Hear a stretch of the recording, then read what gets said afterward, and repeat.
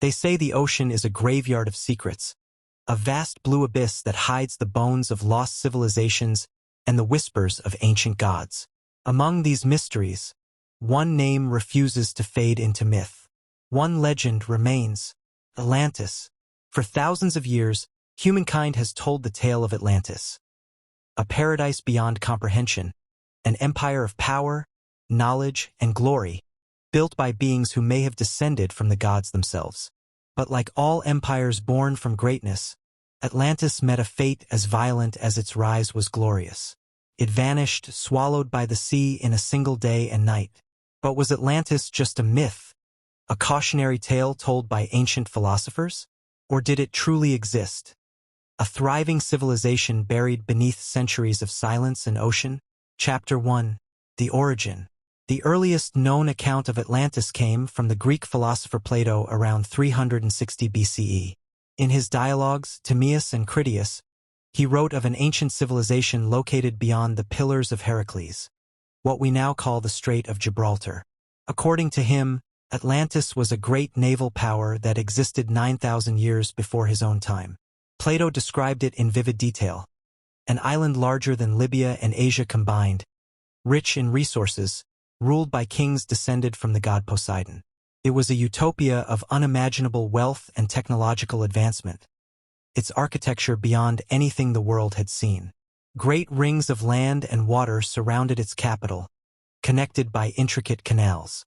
Its towers rose to the skies, while deep in its heart stood a temple to Poseidon, crafted from precious metals, glowing with orichalcum, a legendary substance believed to be more valuable than gold.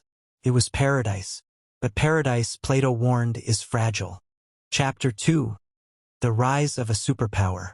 At its peak, Atlantis was the heart of an empire that spanned continents.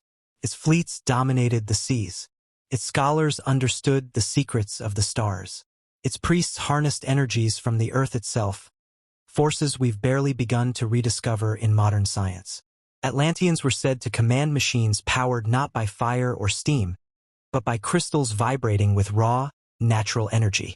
They cultivated plants unknown to the outside world. They built structures that defied gravity. And some believe they had knowledge of flight, of genetic engineering, perhaps even of portals to other realms. They weren't just ahead of their time, they were outside of time. And yet, power begets pride. And pride is a warning whispered through every crumbled empire in history.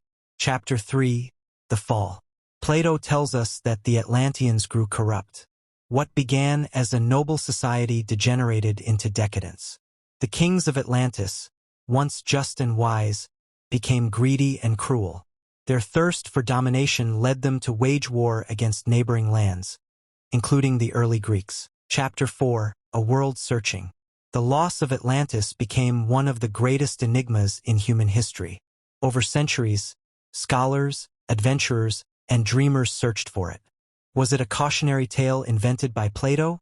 Or was it a memory passed down through generations from survivors of an ancient cataclysm? Some point to the Minoan civilization on the island of Santorini, devastated by a massive volcanic eruption around 1600 BCE. Others claim it lies beneath the waters near the Azores, or off the coast of Cuba, or even under the Antarctic ice. From the Caribbean to the Sahara Desert, strange ruins and underwater anomalies have stirred imaginations. Could Atlantis have been a global civilization, a mother culture, now forgotten?